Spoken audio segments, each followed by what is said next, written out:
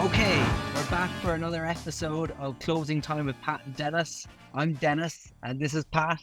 Hi, Pat. Hey, Dennis, how's it going? Welcome back, everyone, for the Closing Time with Pat and Denis podcast.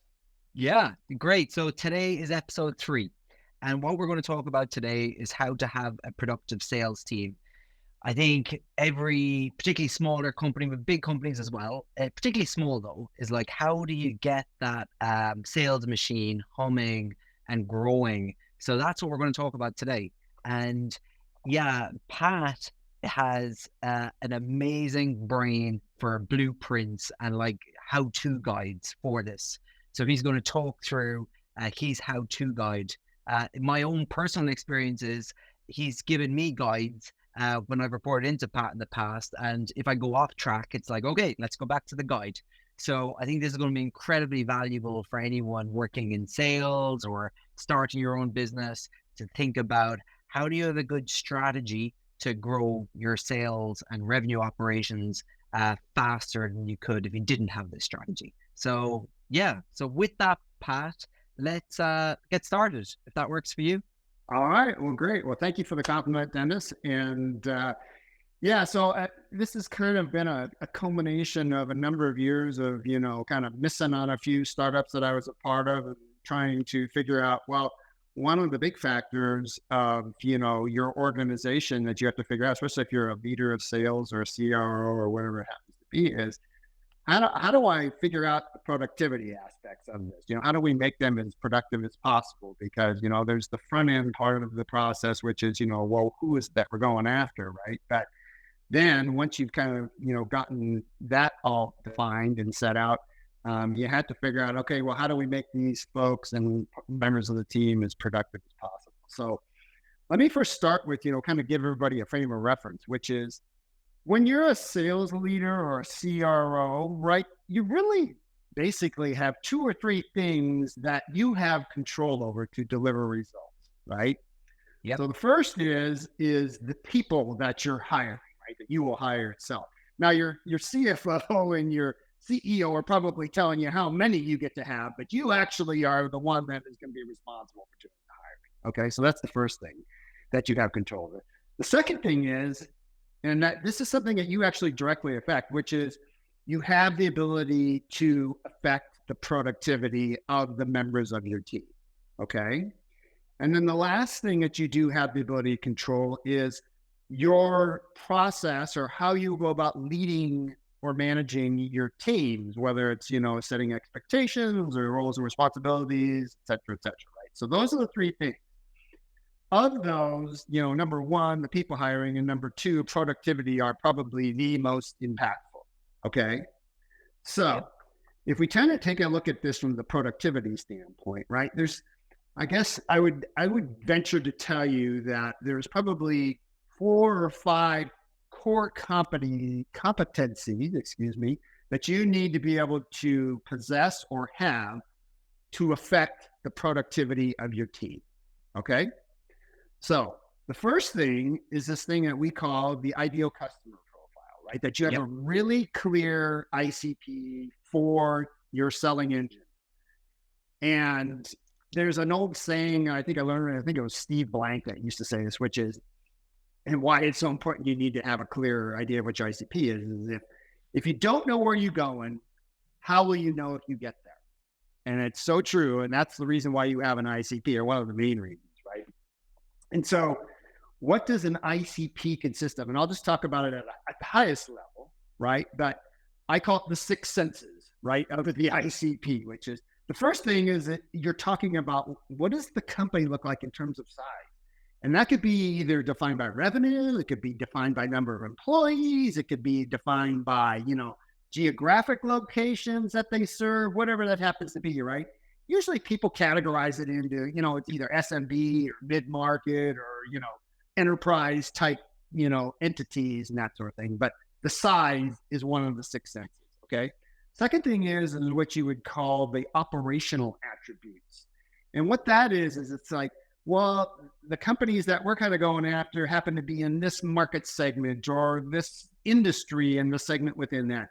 or they happen to have this kind of a business model or an operating philosophy, whatever it happens to be, right? So that's what the operational attributes means, that sense.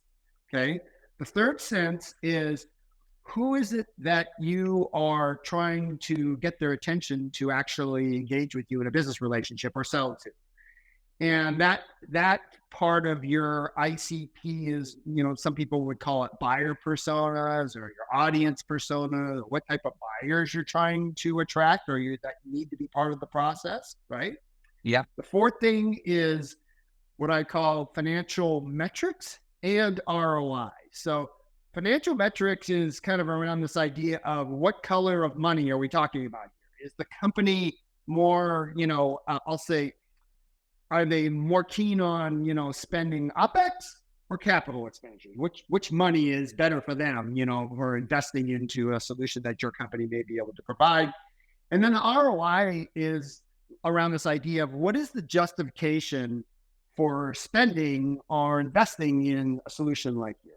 Okay. The fifth thing is what I call the product or solution or service bias, right? And that gets into, is this a company that's more of a DIY, meaning they want to do everything themselves, or are they more, someone that would rely on a consultant or a third party or whatever it happens to be? And there's various degrees of that in there. And then the last thing is what I call the last sense, I guess, is what is their technology bias or technological bias, right? And a lot of times you will see with companies that some of them tend to be what I call first movers, who are more innovative and willing to take risks versus, laggards who are not as willing. They want to be the next one up to be able to, once somebody's proved it out, then I'll go ahead and jump in, as opposed to being the last one on the wagon tree, so to speak. Right. So that's, from an ICP standpoint, that is what I would call the sixth sense.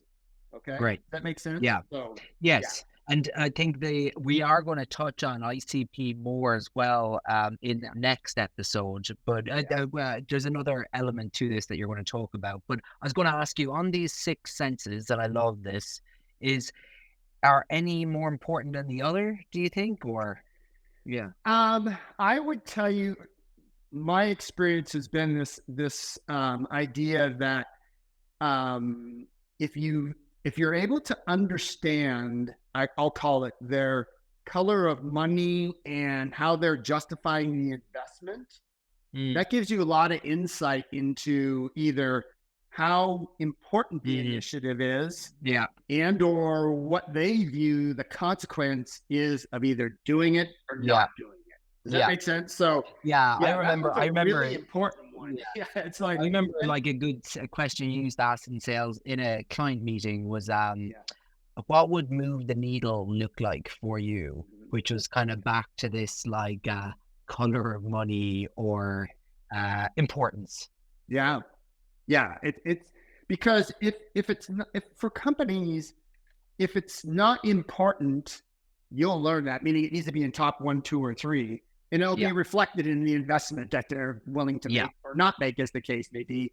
And also, is it consequential? It might be important, but the consequences is, it's only about $1 million problem for us, and we're an enterprise company, versus actually the only thing that gets our attention is something that's worth $20 million of return to us, or that, otherwise it's not really consequential to us. Does that make sense? Yes. So that's why I would tell you that's probably one of the most important ones. And then maybe the 1B is this idea of, are you at the right person or buyer or on an audience persona? And do you have them appropriately identified? Because, there's people that can say no versus the ones that say yes, but are you at power, and are you making sure that you're addressing each of the needs? Because that is kind of your gauge or your weather vane of, do we have something that is unique and of value to whoever it is that we are trying to address with the problem? Does that make sense? Yep. Yes. Yeah. So that would be my, I guess, kind of guide for the more important aspects of the six senses for the ICP. Yeah. I like the way you say, like, basically ICP is like the company, and then it's like, okay, the right individuals in there who are going to Mhm. care about this is kind of the two step approach. Yep. Okay. Yeah. Yep. Yeah. So what? Who cares? Yeah. And I liked what you said at the start about like what's in your control. Like this is all really about like focusing on what's in your control because there's no point in stressing too much about the stuff that's out of your control. Although like if you're in the wrong company, wrong category, and you can't control that, then you might think about change. But if you're Yeah. relatively happy with that, Yes. you might be like, what's in my control I can change to be more Yeah. successful. Or what you can affect, right? I mean, there's certain things Yes. that are in your control, and then there's certain things that you can affect, right? And Yeah. as a sales leader, you really need to understand what that looks like. I mean, and in the terms of the ISP, or excuse me, not ISP, but the ICP, your that is something that evolves as you go along, especially as you start expanding your TAM or things like that. I mean, you Yeah. may start out with a very narrow one, which is usually what you should be doing as a startup because you've got limited resources and time isn't on your side yet, right? Yep. And then you think about it in terms of, okay, well, if we're going to start to expand our value, we got to expand our TAM, which means our ICP is going to probably change, right? When you Yep. start to get into scale mode and that sort of thing. And so, but back to your point, what is it that I have control over with respect to this? And then what is it that I have an ability to affect, so to speak, Yes. right? And Right. so, which leads us Okay. into our second core competency, Dennis, which is really good, which is what you do have control over. In addition, ICP, you have control and the ability to affect. But the second thing is this idea of getting the right person into the right role, right? So how do you bring on great talent and build a strong team? Now, there's a lot that goes into that, but this is and you may even think it's core competency number one, but we're going to go with number two for this point. And we're going to probably discuss this in further episodes. But Yes. there's something that I learned over the years that if you don't have this, that it's going to be your strategy and your execution of getting these people in is going to be a struggle. You're not going to have a higher hit rate and things like that. And I called it, what I did was after, learning that, you can't just go and wing it when you're trying to bring on people, but I developed what I called a people leadership philosophy or a framework in order to execute against making sure I brought on excellent talent, making sure that I was able to build really, really strong teams. Right. And that framework for me, and I'll just describe kind of how I viewed the world, it also spilled into, as you know, kind of how I viewed the organization and its culture, right? But and so it was the first thing that how I viewed the world was I kind of looked at the world as I would say the pyramid, the normal org chart, right? Kind of how it's Yeah. represented in PowerPoints or whatever it happens to be. It's kind of the pyramid up. I actually thought it was upside down. I Mm. believe that, unlike the org chart, I believe I worked for everybody that was part of my organization as opposed to they worked for me. Because without them, I'm really just kind of overhead. There wasn't really any, Yeah. to be perfectly frank. So, and then the other Well, thing one is, thing there, Pat, yeah, as well, sure. though, is like I think that flip as well Mhm. from what I've seen, because I do that now after working for you in the past, is that it kind of changes the dynamic between you and the people in your team, where they haven't been used to that a lot of the time, and they're like, "Wow, that's pretty cool." But I think at the same time, you got to do it with like, as long as we're like accountable for everything and we're hitting everything and stuff, I work for you and Yeah. we're going to hit these goals. So it's a very powerful leadership mechanism as well, I would say. And it's a really good point, Dennis. And I would ask you, because what's happening for you as you going through this, and Yeah. I had to learn this as well, but I would ask you the question, which is, how did you handle that transition from, usually you're probably with people who had the experience of tell me what to do and I'll go out and go Yeah. do it, right? Versus Mm. you're kind of saying, hey, I'm going to give you the high level goals here. You tell me what you think we should go do or what the strategy should be here, whether it's an account, whether it's a customer, whether it's whatever it happens to be, right? How did you Yeah. handle helping them through that transition? Yeah, I think if you take a step back as well, another reason why I think this is a very good idea is like kind of back to, I'm sure lots of people have heard this before, but like hire better people than you. Mhm. And if you want to grow those people and empower them, they Yep. need to know that they have that freedom and support and confidence from their manager. So I think how I found that transition, I think it's like making sure that like you're not doing that like on a like you're gradually doing that with them. First of all, Yeah. it's in kind of situations which are inconsequential to the business if it goes really wrong. So Yeah. you're kind of giving them a bit of a leash and not Yeah. like free reign on every big decision in the company. Um, but I think the transition that I found to be successful is like making sure with new employees as well that like you are like having some goals on paper each quarter for them that you're both agreeing to and signing up to, and and then giving the empowerment and encouragement and support.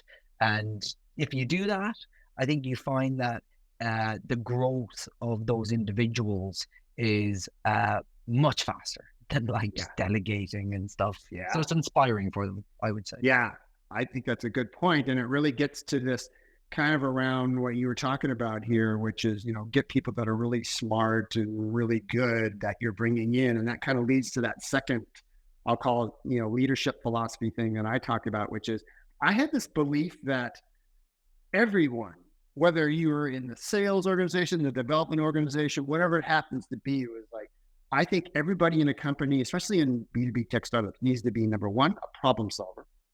Number Mm, two, you need to be in customer support. And I don't just mean like the formal customer support, but whoever your downstream customer is, you got to mm, be accountable to them. Right. And so yeah. if it's marketing to sales or if it's product to marketing or whoever it happens to be, right. And the last thing is I think everybody in the organization needs to have some persuasion, call it sales type of mentality, right? Because if Mm, you don't have that and you're not able to, kind of convey what your ideas are or get people bought off on an initiative or whatever it is, let's say it's for doing a development, a different way than what the product managers, wants to do. You have to have the ability to get people to align with and to buy into whatever it is you're trying to get them to do in terms of initiatives or a selling process or a marketing objective or whatever it happens to be. If that makes sense. So that's yes. kind of like the foundation for me in terms of this idea of getting the right person into the right role. And Yeah. then I take it another step further back to your comment about hiring really, really smart people. I call those, there's like a term that I use, I call you got to hire business athletes, right? And there's like Yeah. 7 or 8 characteristics, and we can talk about those in more detail in a different episode. But you hire business athletes because those folks, because of those 7 or 8 characteristics that they possess, will be able to Mm, get you to what it is you're trying to accomplish, right? And it may not always be specific to their role. They just possess these capabilities that are innate. They're really good business acumen and things like that that can propel you guys to this productivity that you're looking for. So, great. and then the last thing on the framework that I had was, and you obviously have been a product of this, but you want to enable, empower, and then hold people accountable, right? So and what that really means is, you're going to arm people with the tools or the training or whatever happens to be the resources for them to succeed. And then you try to minimize or eliminate all those things that are potentially in their way to the extent that you can, right? So then that it's really, there's then no place to hide, right? You got no excuses, and we're going to go Yeah. see if you can be held accountable and execute. So does that make Yep. sense? So Yep. that's I'll call it a high level of what I think you need to do in terms of, if you're getting the right person, you got to have a framework that you're working from or a philosophy that you're working from that starts to set in motion. What does your ideal, person that you're trying to hire for this role look like? And what does the position consist of and things like that, if that makes sense, Yep. right? Yes. Yeah. Yep. So that's the second, I'll call it core competency that you need to have, getting the right people in the right roles. The third thing, and I hit on this a little bit on my philosophy, but is this idea of how do we enable people for execution? You can't just go and hand over to somebody and kind of come up and say, hey, we just brought you in, we got you hired up, right? Yeah. Here's your laptop. Here's your territory or responsibility. Here's the CRM. Go get them, killer. It just doesn't, it doesn't bode well for you and your organization. It's a real difficult thing that is, as much as you think, or I had thought in my days, and I'm hiring these business athletes and they're really smart, that they'll just be able to get it all by osmosis. That's actually a really ineffective way to get productivity, right? You're just basically, kicking the can down the road. So Yeah. enablement, what does that enable for execution? So what does that mean? That means things like training, right? Whether it's about the product, whether it's about your customer, whether it's, the onboarding, all those things that go into that. We can talk in more detail about that. There's things that have to do with coaching, right? And coaching isn't just the manager coaching their direct employee, right? There's other things that go into that, whether it's team coaching, whether it's peer-to-peer, et cetera, right? And the last thing is this idea of what I call is development or professional development, whether it's about their current role in becoming better at what they do, whether it's about they have interest in other disciplines or other functions within an organization or whatever it happens to be, and or leadership development, which I think a lot of people want, are interested in as they go along. And so I would be curious to hear from you, Dennis, on the enablement aspect of the core competencies. Of those three, which was most effective for you in helping you develop into a chief revenue officer? Good question. I would say the coaching and professional development were the ones that I kind of most easily got. Like, I would say that, like, the coaching piece, I guess a big thing for me would have been, like, when I was younger, I would have played a lot of team sports. So that kind of came natural in terms of, like, coaching and development, one-on-one with people more than anything. And I think, and that's where I've seen, like, if a report of yours trust you, or a peer, if there's just like a really strong trust, that will deliver back so much in terms of output and energy, culture, environment. I find if you really deeply care about that individual and then think about how do you make them the best they can be, that's where I found. I think the training piece, I found that I've worked at Google where there's big teams for training. I've worked at Tubular Labs where we had some teams. Now I work at Precise TV where we have very little teams. And I guess I'd ask you, and a lot of people out there right now during these times, organizations are becoming more lean and training teams, I'm sure, are being dissolved or reduced in many organizations. What advice would you have for sales leaders where they might be like, I have a team of 10 people, but I don't have any dedicated training resources? What would your recommendation be? My recommendation is, and typically what I did during my tenure as CRO, I would try to bring in because you're going to need somebody in what they call a sales ops. Today it's called revenue ops, right? But you're going to need somebody that comes into that role. If you got 10 salespeople, and I don't know how big your marketing organization is that's helping you with the demand side, stuff like that, and you have a customer success organization that maybe is responsible for retention and things like that, you're going to need a revenue ops, sales ops type of person to help you with that. Sometimes it resides in the finance organization.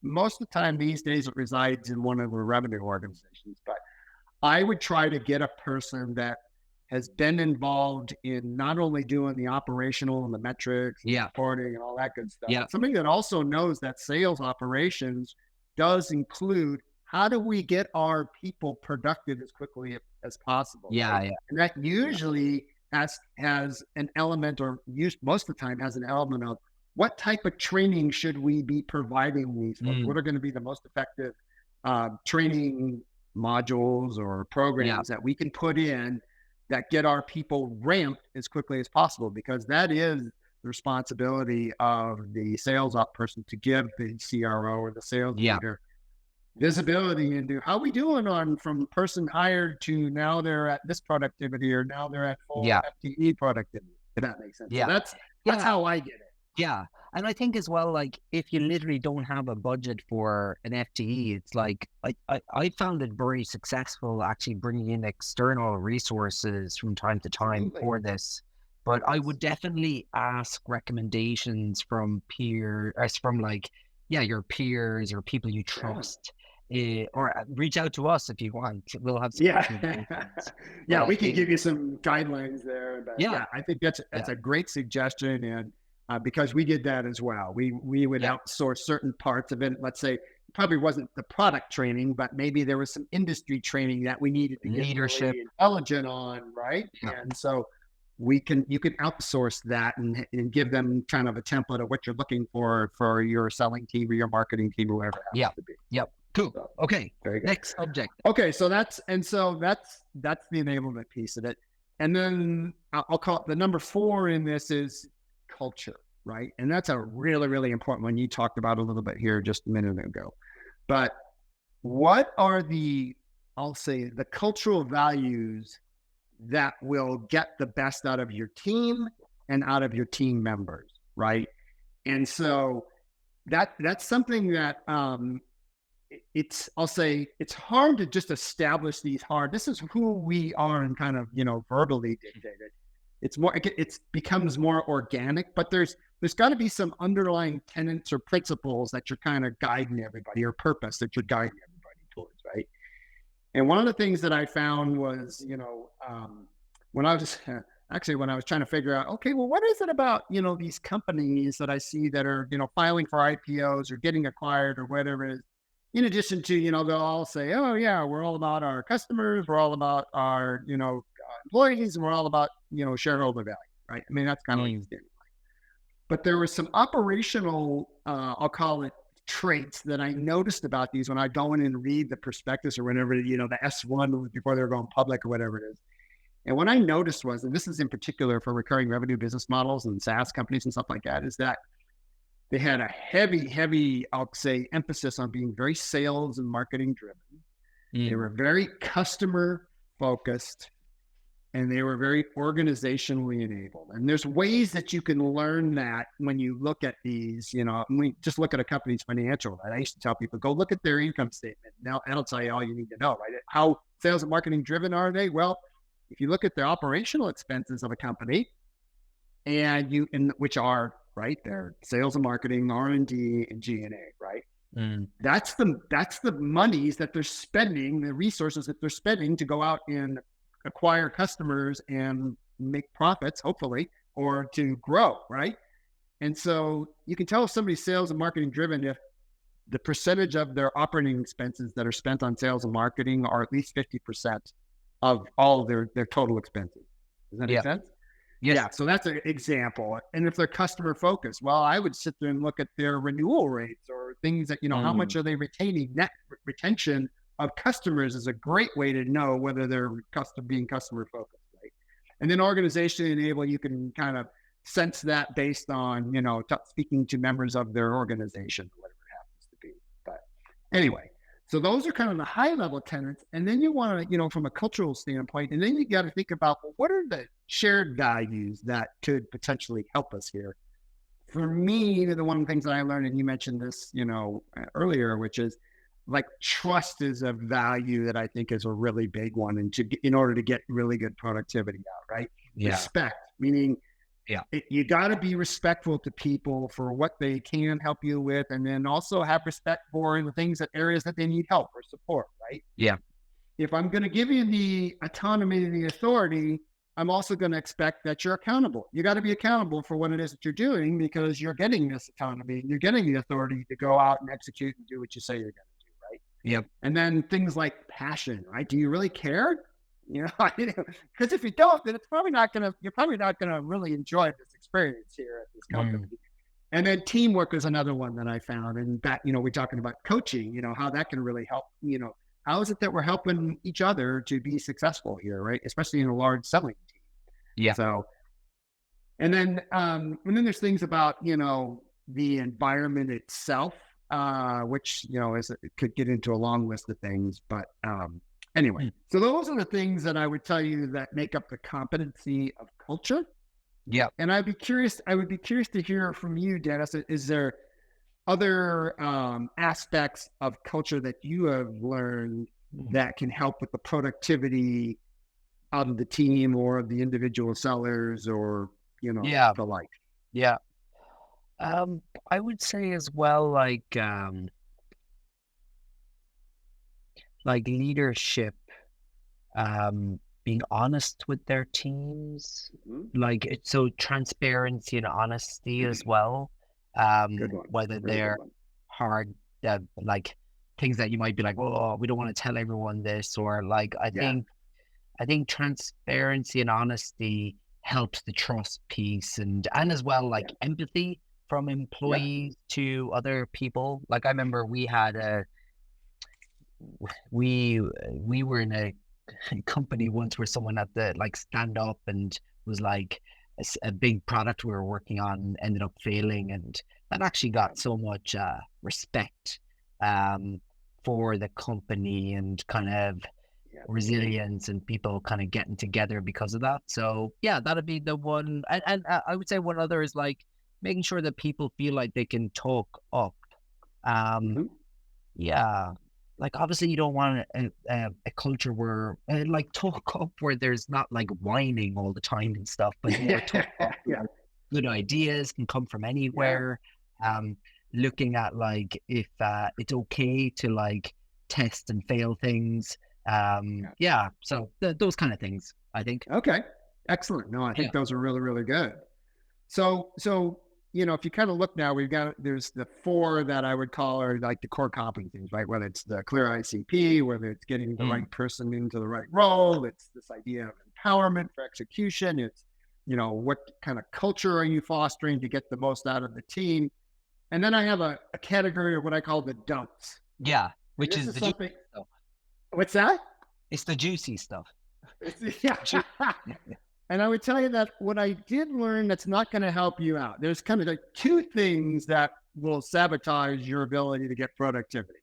Yeah. The first one is that if you have people that are underperforming, or they're not somehow getting to where they need to be or go, and their targets and things like that, don't try to fix underperformance or underproductivity, right? Yeah. With compensation or incentives. That's kind of you'll see a lot of times, especially I remember we used to get it out of the CFO. It's like, hey, if we incented for this, would that mean we'll get more sales on this? And it's like, not necessarily, because, you got to understand what's motivating them, number one. And number two, it's, if they're not able to get to that threshold of productivity or whatever it is, throwing money at the problem or compensation or incentive isn't going to change that. So that's the first one. Yeah.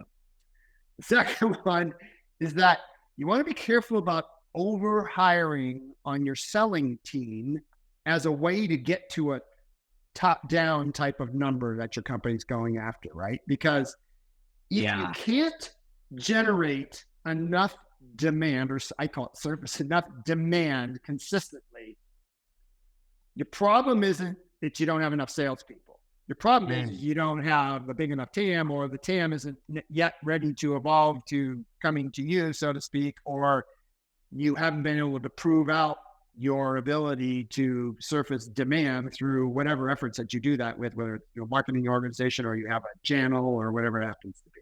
Yeah. So those are two of the what not to do to improve productivity of your sales organization. Yep. I'd be curious if you have any others that you've experienced, Dennis. Any others? I love these two.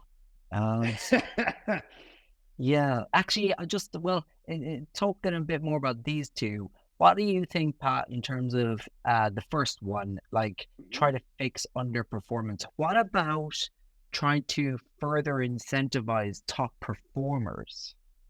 A do or don't. So what I mean is like giving more money or more incentives for some of your top people. Well, I think we do that in general with with sales, when your top performers exceed their targets, right? Yeah. You usually have accelerators, Kickers. right? Yeah. I am Accelerators. absolutely all in favor of that. Yeah. That Yeah. if that motivates them more to just ride that horse to the finish line, Yeah. Yeah. until Yeah. it drops at the end of the year. Yeah. Sure, let's do it, Yeah. right? So I think Yeah, that's a do. And then I yeah. think on the over, yeah, I think on the over,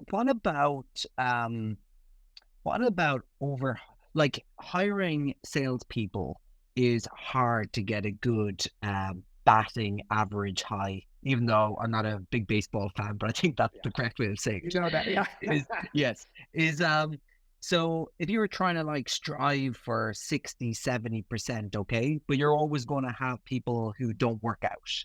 What do you think about over hiring in that circumstance where the averages are more like 60-70%? So I always want a few more heads, just taking that into consideration.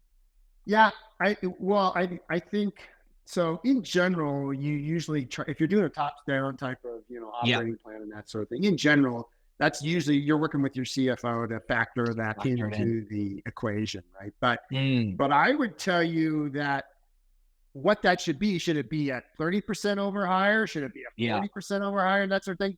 Actually, you should be looking at the demand side of things, meaning Yes, like yes. what is our flow looking like in terms of quarter over quarter or month over Yeah, month of opportunities that are entering the pipeline? Because yeah, even if you do overhire in case if you have attrition on the selling side, if you don't yeah, have the demand side, you're going to have even more yeah, attrition, right? yeah. Does that make sense? So I think you Yes. have to Oh, totally. calibrate both. You have to calibrate both of those. And I would tell you that sometimes you need to take an approach of where you take the top down one coming from the CFO and the CEO and Mm, the board, more than likely, and do a bottoms up one and try to meet in the middle yes, so that, yes. again, so that you're not over hiring on the sales side. Because Yeah, if you do, then you're just putting yourself more and more into a hole. yes, And you yes. also should be saying your first warning should be that why aren't we seeing the demand that we thought we were going to see? And maybe we've got to think about, do we have the right ICP?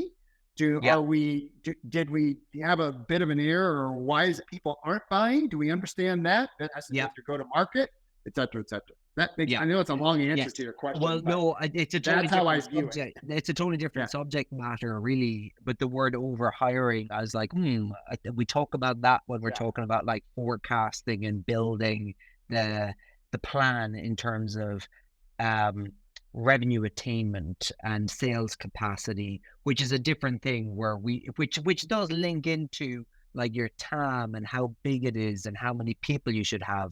So, and you also remind me just of that um that forecasting model or how many people you hire, making sure that you're taking that into consideration, that you're not going to hire perfect salespeople all the time. So you got to build that into your model. Yeah. Yes, Yeah. absolutely. So I don't have any other don'ts for this. I don't think I All think, right. well, one other don't like if so, I think on the people piece, if someone's not working out over a long period of time, you got to make some change. Or if your strategy, like basically, my don't is make sure that the plan is fluid enough and has good KPIs in place over certain periods of time where you can adapt the plan and change Yeah. because you won't get it all right from the outset. So making Yeah. sure that you flex in the plan to change if things are not working. That'd be my Yeah. one. Yeah. Okay. Yeah, Yeah. I would agree with you.